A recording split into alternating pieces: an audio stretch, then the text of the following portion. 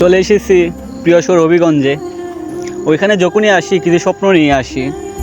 প্রথমে এসেছিলাম শচীন্দ্র কলেজে পড়াশোনা করতে, দ্বিতীয়বার প্যারামেডিক্যাল অর্থাৎ ডিপ্লোমা করতে, তৃতীয়বার আসলাম কোম্পানিতে, আর চতুর্থবার আসবো সেটা হচ্ছে IELTS করেই আমেরিকা পৌঁছানোর।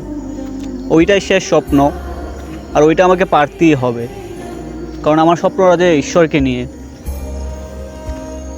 এখন আসলাম সেই হবিগঞ্জ ইস্কন মন্দিরে, ঈশ্বরের আশ্রয়ে। যখন ঈশ্বরের আশ্রয়ে আসি না আমি, তখনই একটা প্রশান্তি ভাব আসে হৃদয়ে, শান্তি। আসলে ওইটাই জীবনের প্রকৃত লক্ষ্য হচ্ছেন ঈশ্বর। ওই সেই প্রেমানন্দ বেস, ওই যেখানে আমি থাকতাম। মনে আছে সেই দিনগুলোর কথা, যখন ঈশ্বরের আনন্দে নিজেকে মেতে রাখতাম। আসলে ঈশ্বরের আশ্রয় থেকে যখন বঞ্চিত হয়ে গেছি, তখনই আমার এক ধ্বংসের মূল অর্থাৎ ধ্বংসের সূচনা শুরু হয়ে গেছিল। ভাই, একটা কথা মনে রাখবেন, এই জগতের একটা আইন রয়েছে, যে আইন লঙ্ঘন করলে আপনাকে শাস্তি ভোগ করতে হবে। ঠিক তেমনি ঈশ্বরের একটি আইন রয়েছে, প্রকৃতির একটা আইন রয়েছে, যে আইন লঙ্ঘন করলে ঈশ্বর আপনাকে শাস্তি অবশ্যই দিবে। আসলে আমি ওই শাস্তিটাই পেয়েছি। ঈশ্বরের চরণে একটা অপরাধ করছিলাম, ওই মন্দির থেকে চলে গেছিলাম, বৈষ্ণব অপরাধ করছিলাম। ওইটাই আমার পাপ ছিল আর ধ্বংসের মূল কারণ ছিল। এখন আসলাম মন্দিরে ঈশ্বরের দর্শন করতে। হরে কৃষ্ণ। কৃষ্ণকে একটা কথা বলতে চাই, হে ভগবান, আমি গোপনে তোমাকেই ভালোবেসে গেছি সর্বদা, তোমাকেই জীবনের লক্ষ্য বানিয়েছি। তোমার জন্য যেসব পাগলামি করছি আমি, বিশ্বাস করো ভগবান, সত্যি তোমাকে অনেক ভালোবাসি। আমার মধ্যে একটা ভালো একটা গুণ রয়েছে, সেটা হচ্ছে তোমার প্রতি এক অসাধারণ ভালোবাসা।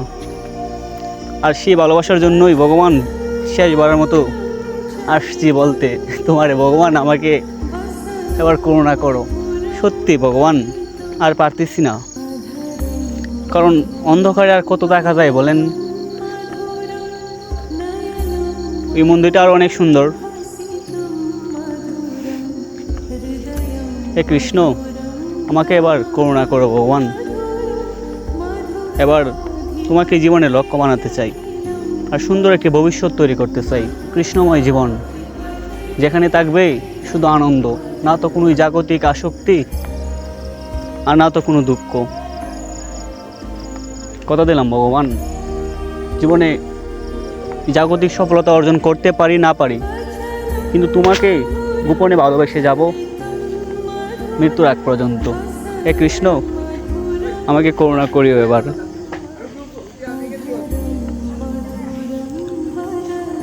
হরে কৃষ্ণ আন্দোলন। কৃষ্ণকে ভালোবাসো, কারণ এই মনুষ্য জীবনের প্রকৃত লক্ষ্য নিজের সৃষ্টিকর্তা।